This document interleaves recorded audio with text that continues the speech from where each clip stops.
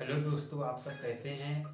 कल हमने इस टॉपिक पर चर्चा की है कि जैसे कि हमने कल जाना कि जो होता है नियोजन के आधार पर अर्थव्यवस्था को वर्गीकरण के विषय में जाना। जैसे हमने उसमें चर्चा किया था कि योजनाबद्ध अर्थव्यवस्था क्या होता है, गैर योजनाबद्ध अर्थव्यवस्था क्या होता है।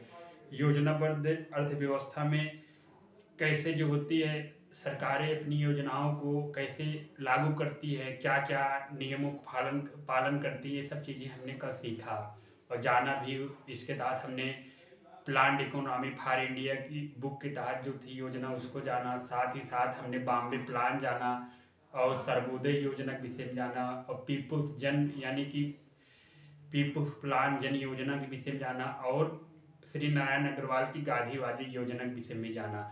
आज हम इसी इसी सिलसिले में चर्चा करने वाले हैं निर्भरता के आधार पर अर्थव्यवस्था का वर्गीकरण।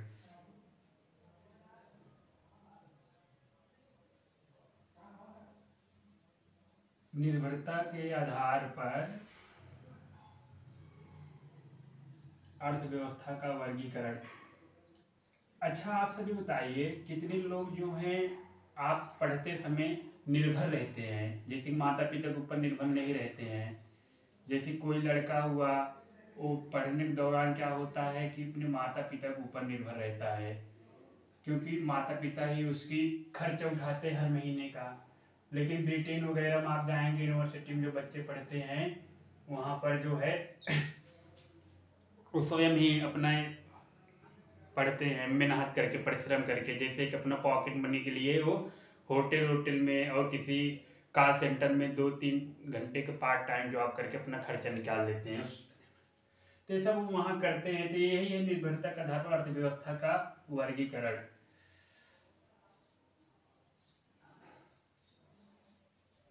तो इसमें हम तीन जो है चर्चा करें निर्भरता के आधार पर कौन कौन हो सकता है। सबसे पहले होता है आपका क्या, आत्मनिर्भर अर्थव्यवस्था। आत्मनिर्भर अर्थव्यवस्था।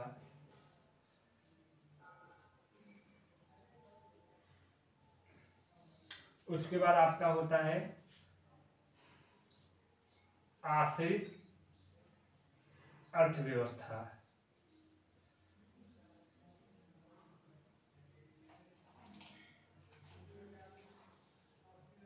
अर्थव्यवस्था।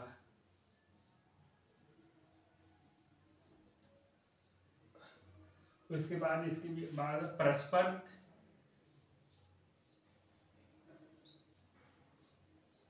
परस्पर निर्भर परस्पर निर्भर अर्थव्यवस्था।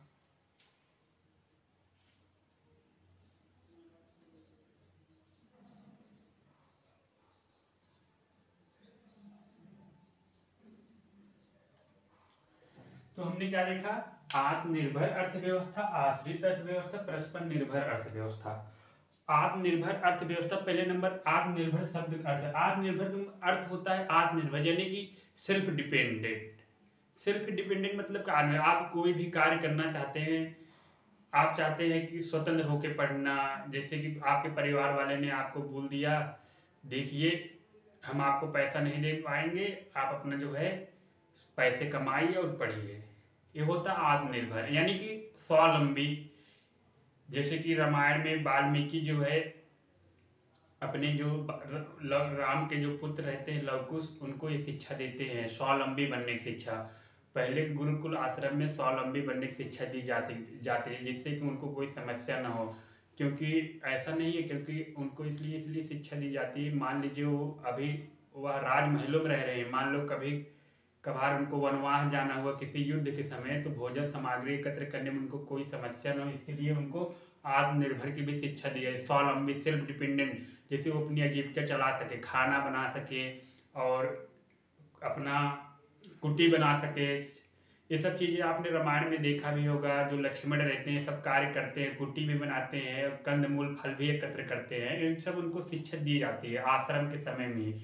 इसीलिए आज जो आश्रम व्यवस्था थी भारत की मूलतः बहुत सुंदर व्यवस्था थी। वहाँ आपको उस आश्रम व्यवस्था के अंतर्गत आपको तरह तरह की विद्याएं कौशल भी प्रदान की जाती। विद्या ऐसा नहीं रहता, विद्या में आपको सिखाया जाता था जैसे कि ज्योग्राफी, हिस्ट्री, इकोनॉमी सब तो सिखाया ही जाता। इसके अतिरिक्त आपको शस्त्र विद्या सिखाई जाती थी, ज्योतिष शास्त्र सिखाया जाता था, अस्त्र विद्या, ये सब भी विद्या सिखाई जाती थी जिससे आप अपनी रक्षा भी कर सके जरूरत पड़ने पर। और इसके अलावा आप देखेंगे महाभारत में भी यही सब चीजें रहता है। जो अर्जुन जो रहते हैं वो भी जैसे कि उनको जब 1 वर्ष का उनको अज्ञात वो मिल जाता है कि आपने जैसे कि 14 वर्ष का नहीं 12 वर्ष का अज्ञातवास नहीं 12 वर्ष का वनवास नहीं मिलता है उनको कि रहना है, फिर 1 वर्ष का अज्ञातवास क्या रहता है। तो वो वनवास काटने के समय भी वो देखिए पांचों भाई जो रहते हैं उनकी पत्नी रहती है, देखिए कौन भाई रहता भोजन एकत्र करेगा, कौन काम करेगा, ये सब अपने निपुण रहते हैं। जो विराट राज के यहाँ भी रहते हैं तो आपने देखा होगा जो अर्जुन है तो शस्त्र विद्या अस्त्र विद्या प्रांगण थे, उनको संगीत का भी ज्ञान था तो संगीत वाला काम करते थे, वो विराट की पुत्री को सिखाते थे। और आप देखेंगे भीम को देखेंगे, भीम खाते बहुत थे, पेटू आदमी थे, इसलिए उनका शरीर भी भीम का आया था। वो उनको खाना पीने में बहुत जो खाने पीने रसोइये थे, खाना पीना बनाते थे। और नकुल सहदेव थे चिकित्सक थे, तो पशुओं की चिकित्सक जो बीमार उमार हो जाते उनकी देखभाल करते थे। और जो युधिष्ठिर धर्मराज थे, वो सलाह देते थे राजा को, ये सब काम करते थे। तो आत्मनिर्भर का अर्थ क्या हुआ? निर्भर यानी आज स्वयं से निर्भर, यानी कि किसी के ऊपर हमें निर्भर नहीं रहना है। कोई भी कार्य करने के लिए हम अपना स्वतंत्र कार्य करेंगे। यानी कि आत्मनिर्भर एक तरह देता है कि क्लोज, यानी आत्मनिर्भर देखे तो क्या है, ऐसी अर्थव्यवस्था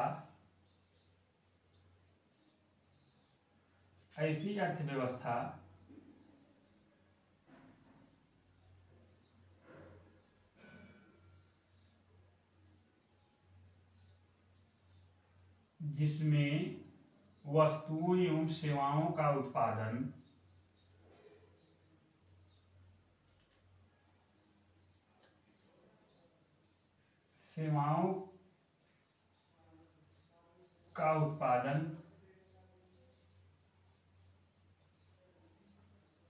आवश्यकता के अनुरूप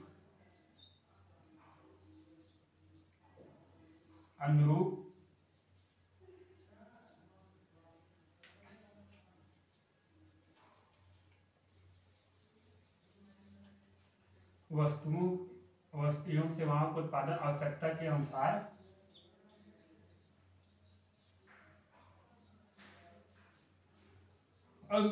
उसी राष्ट्र में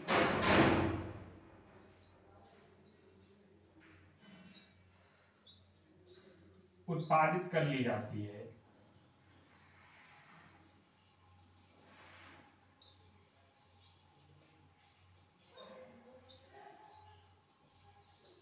हमने क्या बताया? ऐसी अर्थव्यवस्था जिसमें वस्तुओं एवं सेवाओं का उत्पादन जो है आवश्यकता के अनुसार उसी राष्ट्र में उत्पादित हो जाता है, उसी राष्ट्र में उत्पादित कर ली जाती है। जैसे कि कर लिया जाता है, जैसे आप मान लीजिए जैसे भारत है, आप भारत देखेंगे पहले होता नहीं खाद्यान्न पे जो है आश्रित था। जैसे कि गेहूं हम अमेरिका से चीन से आयात करते थे, या नहीं चीन रसिया से आयात करते थे, क्योंकि हमारे पास उस समय इतने अब खाद्य आपूर्ति नहीं थी। लेकिन जब से ग्रीन हरित रिवोल्यूशन जिसे बोलते हैं हरित क्रांति आया, ग्रीन रिवोल्यूशन, जिसके परिणाम स्वरूप हम आत्मनिर्भर हो गए खाद्यान्न दृष्टि। हम न केवल उत्पादन करते हैं बल्कि 5-6 साल से ये बचा के भी रखते हैं और बाकी जो है बेच और किसी अन्य राष्ट्र को बेचते भी हैं, निर्यात भी करते हैं और गरीब राष्ट्रों की मदद भी करते हैं। तो ऐसा है आत्मनिर्भर अर्थव्यवस्था जिसमें वस्तुओं से किसी भी राष्ट्र में यह है कि देखिए ऐसी अर्थव्यवस्था जिसमें हम सारी वस्तु अपने बना ली। हम अमेरिका से कोई मतलब नहीं, हमें मोबाइल भी अपने राष्ट्र में बना लिए, कोई कंपनी नहीं। एक तरह से क्लोज इकोनॉमी को इंगित करता है। किसको इंगित करता? सूचित करता क्लोज इकोनॉमी को। इसी आत्मनिर्भर अर्थव्यवस्था के अंतर्गत आपने देखा होगा मोदी सरकार जी ने एक आत्मनिर्भर भारत बोला था 15 मई 2020 में, बहुत सुंदर सा बोला था। उसमें उन्होंने कहा था कि अब भाइयों बहनों जो है कि हम आत्मनिर्भर भारत की ओर अग्रसर हो रहे हैं। आत्मनिर्भर के लिए उन्होंने क्या बोला, आत्मनिर्भर भारत के लिए उन्होंने एक कंसेप्ट दिया, आत्मनिर्भर भारत। आत्मनिर्भर भारत के 5 तत्व हैं, 5 पिलर।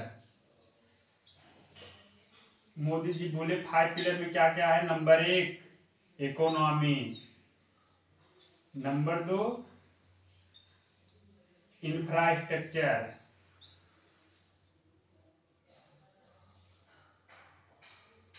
नंबर 3 टेक्नोलॉजी,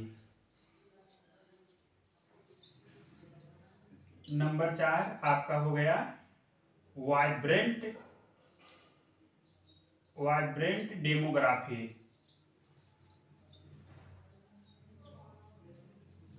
और आपका 5वां हो गया डिमांड। मोदी जी बोले, क्या बोलते हैं आके न्यूज में, चैनल पे बोलते हैं कि भाइयों बहनों हम आत्मनिर्भर भारत की ओर अग्रसर हो। इसके लिए उन्होंने 5 पिलर दिया।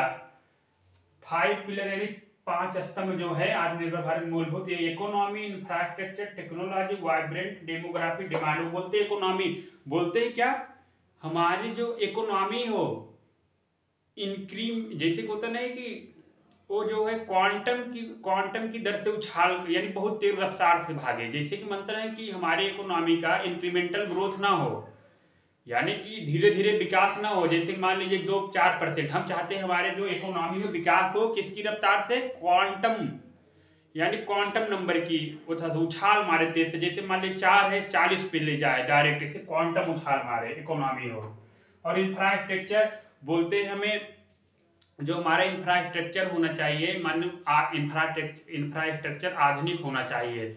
जैसे जो सड़कें होनी चाहिए सुंदर, पगडंडी ने एकदम पक्की सड़कें होनी चाहिए, और विद्युत की आपूर्ति होनी चाहिए, और जल की आपूर्ति होनी चाहिए, जिससे निवेश करने के लिए लोग आए।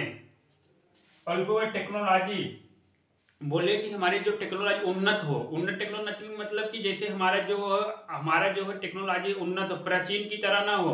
जैसे कि हमारा जो भी कार्य हो जाए अब सब उन्नत स्मार्ट हो जाए, हम पेपरलेस की ओर अग्रसर हो जाए। आप तो देखा होगा पूरा पीएमओ पेपरलेस हो गया है। हमें पेपरलेस यानी कार्य करना ही नहीं, पूरा अपना हर एक काम जो भी बनाना, बजट पेश करना है, सारी जो आर्थिक नीति एग्जीक्यूट होती हैं, और सारे जो रणनीतिक एजेंडा 3 वर्षीय एक्शन एजेंडा नीति सब क्या होता है, एक उसका प्रारूप तैयार किया जाता है टैबलेट या लैपटॉप में। यानी कि स्मार्ट टेक्नोलॉजी का उपयोग करना है। टेक्नोलॉजी के माध्यम से हम अपनी कृषि भी बढ़ावा दे सकते हैं, कृषि का मशीनीकरण कर सकते हैं, और ड्रोन से एग्रो ड्रोन के माध्यम से हम अपनी कृषि में दवा का छिड़काव कर सकते हैं। ये सब चीजें हमने क्या की, बोले वाइब्रेंट डेमोग्राफी। ये भी बोले, कह रहे भाइयों बहनों जो हमारी जनसंख्या 143 करोड़ हो गई है, उस जनसंख्या को आप दिक्कत मत लीजिए। कोई समय हमारी कार्यशील जनसंख्या है, कार्यशील जनसंख्या है, इसको हम स्किल बनाएंगे। हमारे जो है अभिशाप नहीं है जनसंख्या, हमारी स्किल बनाएंगे जो अपनी उत्पादकता बढ़ा सके, जो हमारे स्किल लेबर होंगे जिससे कि देश की जीडीपी में योगदान दे सके, जिससे जो है प्राइमरी सेक्टर से सेकेंडरी सेक्टर में जा आ सके, उनको ऐसा स्किल प्रदान किया जाए। और उसके बाद आते हैं डिमांड पे, मांग। बोलते हैं कि जो डिमांड है, बोलते हैं डिमांड को हम, जो डिमांड है, डिमांड मांग पैदा करेंगे। यानी डिमांड मांग, इसलिए मांग पैदा करना अनिवार्य है क्योंकि लोगों के पास पैसा नहीं है। तो मांग पैदा करने के समय समय पर आप देखेंगे बजट, घाटे का बजट बना दिए जिससे कि लोग मांग बढ़े, और साथ ही साथ डिमांड को बढ़ा, डिमांड एंड सप्लाई को जो चैन है उसको संतुलित किया जा सके, यानी मांग के अनुरूप उसकी आपूर्ति हो सके, ऐसा वो चाहते हैं। ऐसा इनका आत्मनिर्भर भारत का 5 पिलर है। फिर उसके बाद मोदी जी हैं, कहाँ रह जाते, फिर उन्होंने बोल दिया कि हमें 5 पिलर का सपना तभी साकार होगा जब हम किसको साकार करेंगे, 4 यल को। मोदी जी वो बहुत देते, 4 यल, 5 यल, 10, 4 यल दो, 4 यल। 4 यल क्या है आपका, लैंड, लेबर, लिक्विडिटाइजेशन, ला। मोदी जी क्या बोले, लैंड, बोले कि हमें भूमि के जो संबंधित जो कानून है उसको सही करना है। जैसे कि भूमि संबंधित जो ऐसे ऐसे कानून हैं जो स्वतंत्र से ये बने हैं, उसमें सुधार होगा, जिससे लोगों को समस्या होती है एमएसपी संबंधित जो नीति। अभी जो कृषि बिल आया था, आत्मनिर्भर भारत के अंतर्गत ही था, इस पे विरोध भी हो रहा है, लेकिन इसमें सुधार भी किया जा रहा है। आप तो देखे रहे हैं, लैंड में सुधार करना है हमें। जो लेबर है, श्रमिक हैं, जो हमारे श्रमिक हैं, उनको भी ऐसा वातावरण दिया जाए जिससे वो क्या कर सके, एक अच्छा जीवन जी सके, अपनी आजीविका चला सके। जो इनफॉर्मल सेक्टर, रेहड़ी पटरी वाले हैं, जो फुटपाथ के किनारे बैठकर मूंगफली बेचते हैं, उनको ये सब सुविधा, ऐसे हम कानून बनाएं जिससे न्यूनतम वेतन निर्धारित किया जा सके। तो इन्होंने श्रम लेबर कोड बिल भी लाया, सब श्रम संहिता, चारों जैसे सारे लेबर संबंधी जो कानून को कोड बिल यानी लेबर कोड में कर दिए। लिक्विडाइजेशन यानी कि तरलता, यानी कि मांग है, हमें भी नकदी का आपूर्ति भी करना है अर्थव्यवस्था में, जैसे कैश फ्लो करे। कैश फ्लो मतलब कि लोग जैसे मार्केट में पैसे की बाढ़ आए, जिससे पैसे की बाढ़, अगर पैसे रहेंगे मार्केट में आएंगे, लोगों के पास जब पैसे रहेंगे तभी वो निवेश करेंगे, बचत करेंगे और साथ ही साथ उपभोग करेंगे ना। इसीलिए लिक्विडाइजेशन ला, जो हमारे पुराने कानून हैं जो हस्तक्षेप करते हैं कोई निवेश करने संबंधी, एफडीआई संबंधी, हम उसमें सारे ढील देंगे, उसमें समय समय सुधार करेंगे। ये थे हमारे, इसके अंतर्गत ये था, इन्होंने बोला कि हम इन सब में सुधार करेंगे चीजें। और आप ये भी चीजें देखेंगे कि ये सब चीजें आप देखेंगे शुरुआत, इसके तहत उन्होंने क्रेडिट योजना भी लाया। जैसे क्रेडिट योजना के तहत ये हुआ कि भाई उन्होंने बोला यह, इसको मिटा दे, आत्मनिर्भर भारत के अंतर्गत ही क्या बोले, हमें बोले कि उस माइक्रो स्मॉल,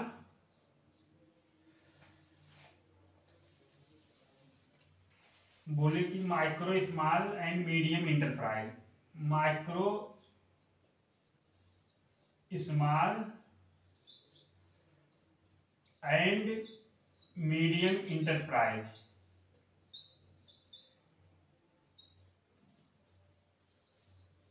इन्होंने मोदी जी ने क्या किया, इसकी परिभाषा ही बदल दिया।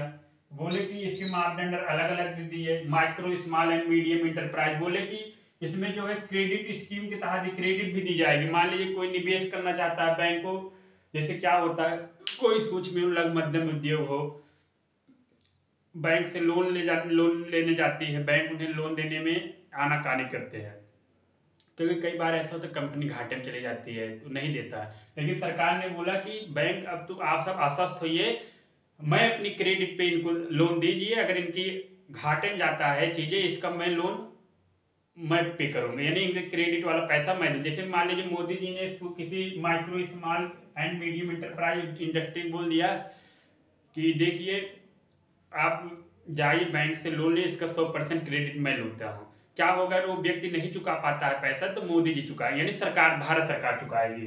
तो यही है micro small and medium enterprise. इन्होंने परिभाषा ही बदल दी। पहले क्या था, पहले परिभाषा micro small and medium enterprise के था, कोई माइक्रो इंडस्ट्री इंटरप्राइज उसको बोला जाता था, माइक्रो इंटरप्राइज यानी कि सूक्ष्म इंटरप्राइज पहले था। उसके आधार, इन्वेस्ट के आधार पर था, तो जिसकी 25 लाख रुपए जो इन्वेस्टमेंट करता है कंपनी, यानी कि निवेश करता है उद्यम, वो उसको माइक्रो इंटरप्राइज की श्रेणी में रखा जाता है। ये बिफोर था, यानी कि क्या कब था, 15 मई 2020 से पहले था। ये था, इसकी परिभाषा ऐसी थी, निवेश के आधार पर था। और जो बोले कि स्मॉल वो बोला जाएगा, स्मॉल इंटरप्राइज वो बोला जाएगा, बोलते हैं कि जिनका जो कंपनी निवेश करने के लिए कितना कर सके, 5 करोड़ रुपए इन्वेस्टमेंट कर सके, इसकी क्षमता हो 5 करोड़ रुपए तक, वो बोली जाएगी क्या, क्या बोला जाएगा, उसको श्रेणी में रखा जाएगा, उसको स्मॉल एंटरप्राइज। फिर उसके बाद बोलते हैं मीडियम,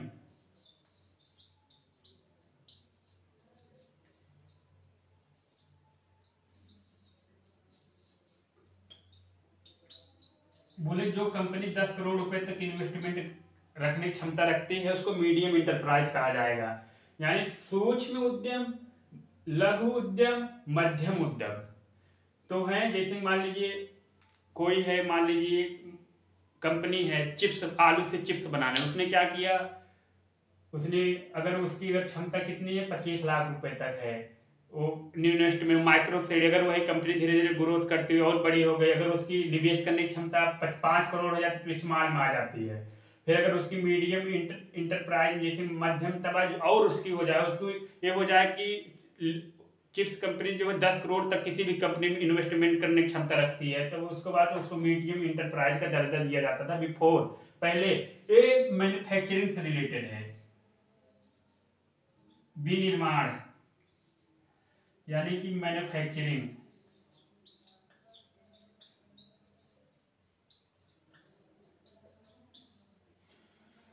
फिर उसके बाद आते हैं सर्विस सेक्टर में। सर्विस सेक्टर में बोलते हैं कि जो यही राशि हो इसको बोलते हैं कि इसको कर दो 10 लाख रुपए, यानी जो निवेश सर्विस सेवक ताब माना जाएगा। और स्मॉल वो माना जाएगा जिसका हो 2 करोड़ और इसका 5 करोड़। यानी क्या हम कहने का मतलब है कि ये तो मैन्युफैक्चरिंग है, चिप्स उप्स बनाने वाली कंपनी में निवेश करें पहले तो माइक्रो एंटरप्राइज में 25 लाख रुपए है इसमें मैन्युफैक्चरिंग। लेकिन सर्विस वाले में कोई कंपनी छोटा, जैसे मान लीजिए कोई खोल दिया टेलीफोन बूथ अपनी सर्विस प्रोवाइड कर रहा है, उसकी अगर निवेशक क्षमता 10 लाख रुपए तक है, क्या है, माइक्रो है। और स्मॉल तब आए जब उसकी 2 करोड़ हो जाएगा, जब, लेकिन मीडियम कब बोला जाए जब उसकी 5 करोड़ रुपए हो जाएगा। ये चीजें है। ये था बिफोर। अब आफ्टर की बात करते हैं।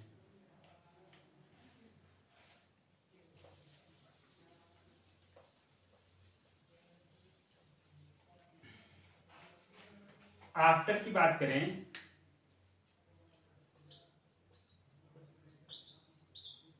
आफ्टर की बात करें जैसे कि हमारा जो MSME यानी माइक्रो स्मॉल मीडियम इंटरप्राइज है, इसको मैन्युफैक्चरिंग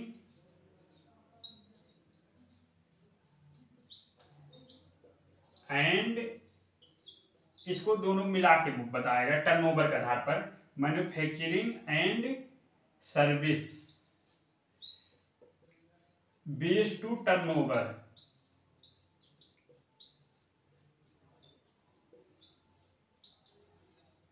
बेस्ड टू टर्नओवर इनका इनका ये बताया कि, ये बोले कि मोदी जी ने बताया, बोला कि अब 2015 में वही कंपनी मानी जाएगी, 2020 के बाद से वही कंपनी, यानी 15 मई के बाद जो सूक्ष्म एवं लघु मध्यम उद्योग माने जाएंगी, जो माइक्रो इंटरप्राइज वही मानी जाएंगी जिनका टर्नओवर क्या हो 5 करोड़ रुपए हो साल का। और बोले कि मीडियम स्मॉल उनको बोला जाएगा जिसका टर्नओवर कितना हो 50 करोड़ रुपए हो साल का। और मीडियम वो मानी जाएगी जिनका टर्नओवर साल का कितना हो 100 करोड़ रुपए। यानी कहने का मतलब आप समझ गए होंगे, जैसे क्या हुआ, पहले हमारा जो था इन्वेस्ट के आधार पर निकाला जाता था, सूक्ष्म एवं लघु मध्यम उद्योग को दर्जा दिया जाता था MSME को।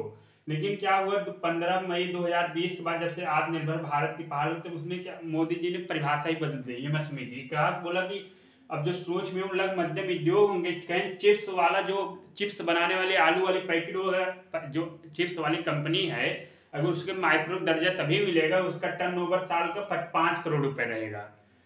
और बोले स्मॉल चिप्स वाली कंपनी तभी बनेगी जब उसका जो है 50 करोड़ रुपए टर्नओवर हो साल का। और मीडियम तब बनेगी जब उसका साल का 100 करोड़ रुपए हो टर्नओवर। ये सब चीजें उन्होंने बता दी।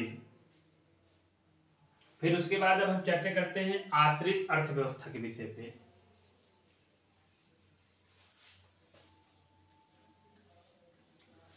आश्रित अर्थव्यवस्था ऐसी है जो वस्तुओं एवं उत्पादन के लिए वस्तुओं एक ऐसी आश्रित अर्थव्यवस्था एक ऐसी अर्थव्यवस्था है जिसमें वस्तुओं एवं सेवाओं के उत्पादन के लिए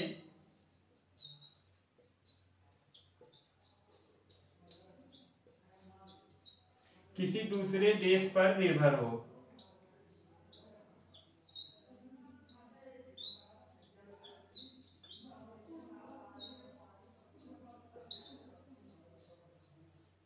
और टेक्नोलॉजी का अभाव भी पाया जाता है।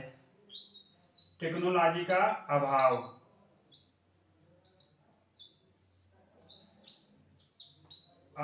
पाया जाता है।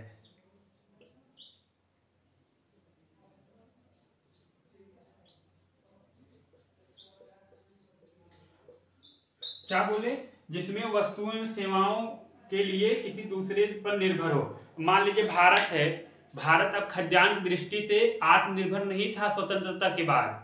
हम तो आत्मनिर्भर बने 70 दशक के बाद, 1900 क्या, जब हरित क्रांति रेवोल्यूशन आया तब हमारा उत्पादन बढ़ा। उससे पहले हम आश्रित थे, हम गेहूं के लिए निर्भर थे इस पे, क्या अमेरिका के पास थे, रसिया के पास थे खाद्यान्न उत्पादन के लिए। तो क्या करते थे, जो उनके पास सड़ा गला गेहूं रहता था अमेरिका वाले हमारे पास भेज देते थे। अब सोचिए कितनी बेईमानी करते थे। देखिए होता नहीं, अगर बुरा वक्त चल रहा है कोई किसी की मदद नहीं करता है। इसमें क्या हुआ, यही तो है चीजें, वस्तु एवं सेवाओं के लिए किसी दूसरे देश पर निर्भर हो, लेकिन टेक्नोलॉजी का अभाव भी पाया जाता है। क्या होता है, भारत तब भी टेक्नोलॉजिक दृष्टिकोण से किसी न किसी राष्ट्र पर निर्भर ही रहता है।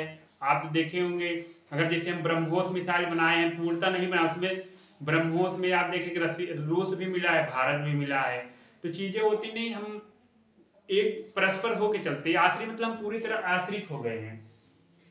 हम खाद्यान्न, जैसे पाकिस्तान है, फंड चीन उसको बहुत फंड देता है, उस पर पूरी तरह से आश्रित हो गया। भैया चीन दे दिया, खा लिए, चीन पैसा नहीं दिया तो भूखे सो गए। ऐसा चल रहा है पाकिस्तान में, तो वो आश्रित हो गई है। तो लेकिन हमारा भारत जो है आश्रित नहीं है, परस्पर है। अब इसी की चर्चा करने वाले हैं। आश्रित अर्थव्यवस्था में आपको मिल जाएंगे, जैसे कि कोई राष्ट्र वैसे पूर्णतः आश्रित नहीं होती है। जैसे कि जहाँ संसाधन टेक्नोलॉजी दोनों ना हो तो वहाँ हो सकता है जैसे कि आश्रित हो जाए अर्थव्यवस्था। लेकिन आज के जो है ग्लोबलाइजेशन, वैश्वीकरण के युग में कोई पूर्णतः देश पूर्णतः रूप से आश्रित नहीं है किसी अन्य राष्ट्र पे। क्या होता है, कोई आप यही देख लीजिए, अगर कोई व्यक्ति अगर किसी के ऊपर पूर्णतः आश्रित हो जाए, पूर्णतः आश्रित कुछ नहीं कर रहा, निठल्ला हो गया, मान लीजिए अब हमारे पिताजी हैं, हम उनके ऊपर पूर्णतः आश्रित हो गए, चलो हमें खाना दो, खाना दे दिए, खिला रहे हैं। अब हमारी शादी हो गई, ठीक, शादी हमारी शादी हो गई, हमारी पत्नी हो गई, पत्नी के बच्चे हो गए। अब पत्नी को हमारे लिपस्टिक चाहिए, अब पापा आश्रित है, पापा पैसे में शर्म लगेगी ना। यही सब चीजें होती है। आश्रित में अगर पूर्णतः थू भी होती, भाई कुछ तो तुम करो, लोग कहेंगे तुम क्या कर रहे हो, अरे बेरोजगार बैठे हो, कुछ तो काम धाम करो। ऐसी हमारी अर्थव्यवस्था, कोई भी देश है वो, उसको भी कहा जाता है कि तुम्हें हम मछली पकड़ना नहीं सिखा रहे हैं, तुम्हें मछली पकड़ के देंगे नहीं, पकड़ना सिखा देते हैं। ये चीजें करनी चाहिए। तो वैसा होता भी है। लेकिन वहाँ कुछ देश जो हैं आपको मिल जाएंगे, जो अफ्रीकन कंट्री हैं, है तो नहीं ऐसे पूर्णतः आश्रित, लेकिन थोड़े बहुत उनका जो है टेक्नोलॉजी के ऊपर आश्रय बहुत ज़्यादा है, क्योंकि वहाँ पर टेक्नोलॉजी का अभाव ही पाया जाता है। अब इसके विषय बाद हम चर्चा करते हैं परस्पर निर्भर अर्थव्यवस्था। बहुत इंपॉर्टेंट, परस्पर निर्भर अर्थव्यवस्था।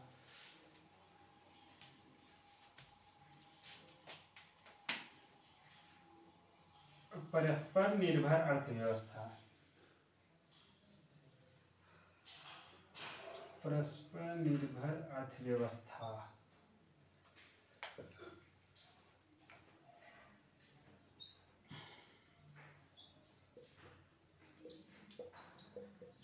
अब देखिए इसमें क्या होता है, इसमें दोनों गुण पाया जाता है, आत्मनिर्भर का भी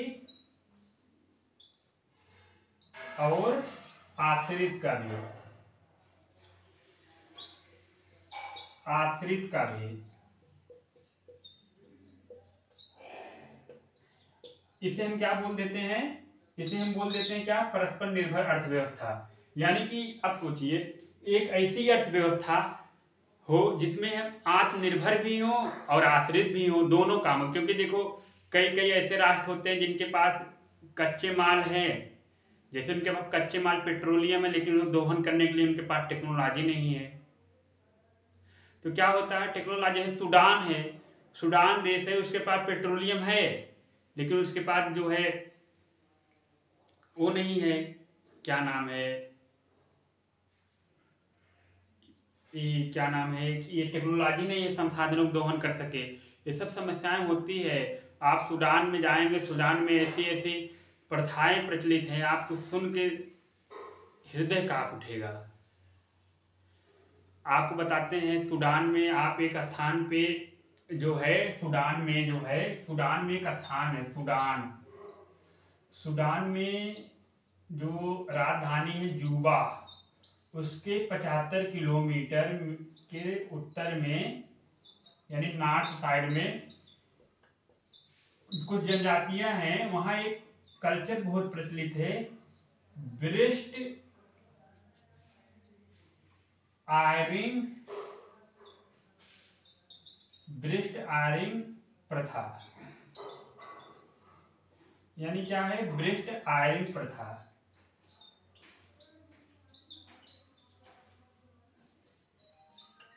अब ये आप सोच रहे होंगे कि ये क्या प्रथा होती है। आपको बता दें, ब्रेस्ट आयरिंग प्रथा एक ऐसी प्रथा है जिसमें स्त्रियों के साथ बहुत क्या होता है कि होता मनातक संसार करने वाला क्या होता है। अब कोई स्त्री है, कोई लड़की है, वो जैसे युवावस्था, किशोरावस्था से युवावस्था में प्रवेश करने वाली है, क्या होता है, जो उसके ब्रेस्ट होते हैं, उसके ब्रेस्टों में जब उभार आना शुरू होता है तो वहाँ क्या होता है,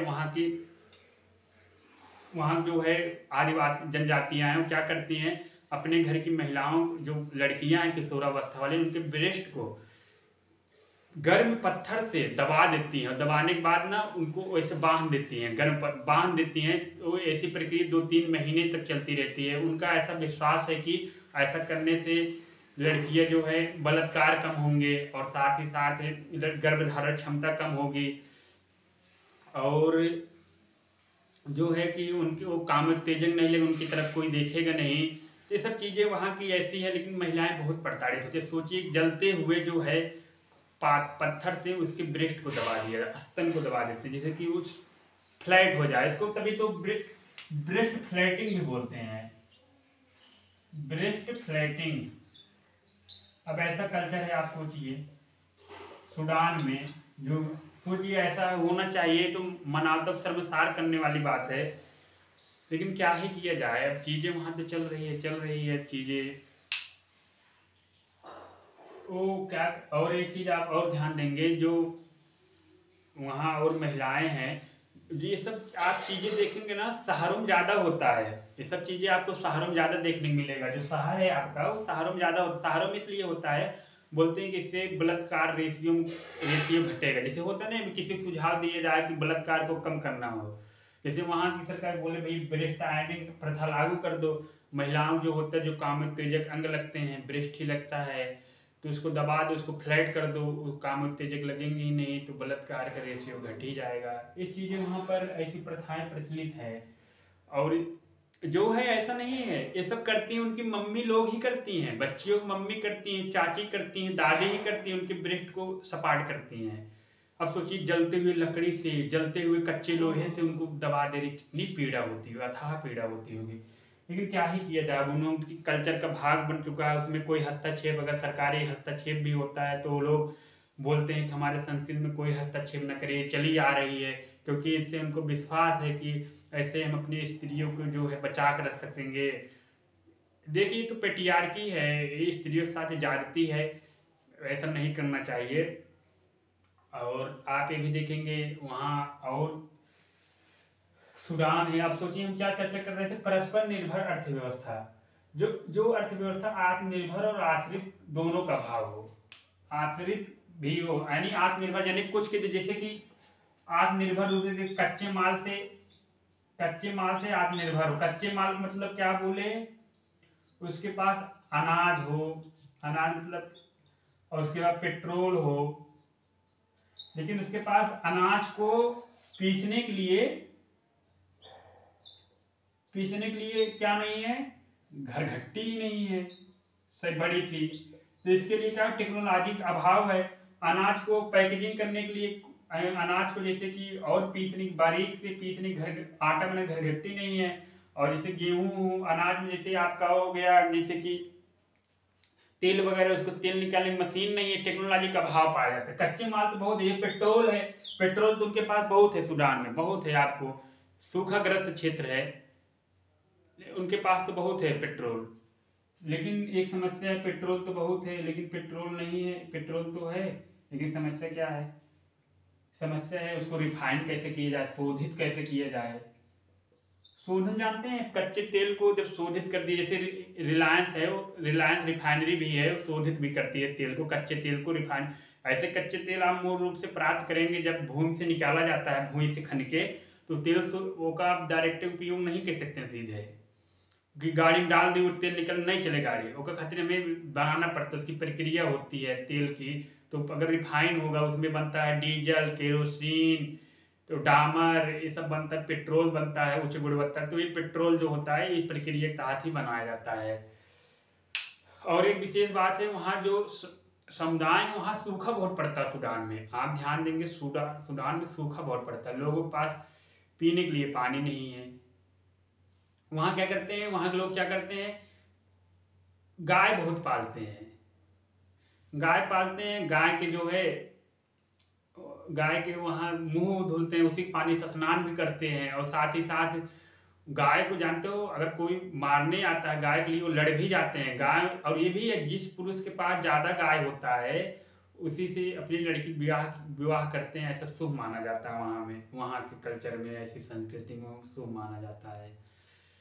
और इसके अलावा आत्मनिर्भर में घरघट्टी हो गया, रिफाइन हो गया, कच्चे माल को हमने क्या बोला कि आत्मनिर्भर भी है। जैसे कि ऐसा नहीं, जैसे भारत है टेक्नोलॉजी दृष्टिकोण से अभी आत्मनिर्भर है, इतनी टेक्नोलॉजी से हम सक्षम नहीं है कि हम स्वयं ही कोई चीज़, जैसे कि हम क्या होता है, जैसे कि हमारे यहाँ जैसे कुछ क्षेत्रों में, जैसे हमने क्या हुआ, एप्पल मोबाइल है, उसके जो है पार्ट आते हैं अलग अलग देशों से, लेकिन अब क्या हुआ, एप्पल है असेंबलिंग करवाएगी यहाँ नोएडा में, अपनी एप्पल अपनी बैठा रही है कंपनी फ्रेंचाइजी। तो वहाँ फिर एप्पल की जो है फ्रेंचाइजी होने के बाद वहाँ पर जो असेंबलिंग होगी मोबाइलों को, जैसे कि मान लीजिए कोई टुकड़ा, एक एप्पल का कोई नट आ रहा है चाइना से, कोई आ रहा है दक्षिण कोरिया से स्पीकर, कहीं से उसका बैटरी आ रहा है चिली से, ये सब चीज़ें जो आती है उसको असेंबलिंग इंडिया में किया जाएगा। अभी तो चाइना में असेंबलिंग होती है, इंडिया चाइना में होता रहेगा, लेकिन चाइना में, क्योंकि चाइना में इसलिए लोग घबरा रहे, चाइना में इसलिए लोग कर रहे थे क्योंकि वहाँ जो है श्रम कॉस्ट यानी लेबर कॉस्ट से बहुत कम था। लेकिन अब आने वाले समय लेबर कॉस्ट इंडिया में भी कम हो जाएगा उच्च गुणवत्ता के साथ, यहाँ तब असेंबलिंग वाला काम शुरू हो जाएगा। तो ये सब चीज़ें चलाई जा रही, जैसे कि आत्मनिर्भर आश्रित का दोनों का गुण पाया, उसको परस्पर निर्भर अर्थव्यवस्था कहते हैं। ठीक है, चल अब हम कल इसके भी, अभी तो हम पूरा हमारा टॉपिक खत्म हो गया। कल हम जिस विषय टॉपिक ऊपर चर्चा करने वाले हैं उसका नाम है जीडीपी। आज के लिए इतना ही, धन्यवाद।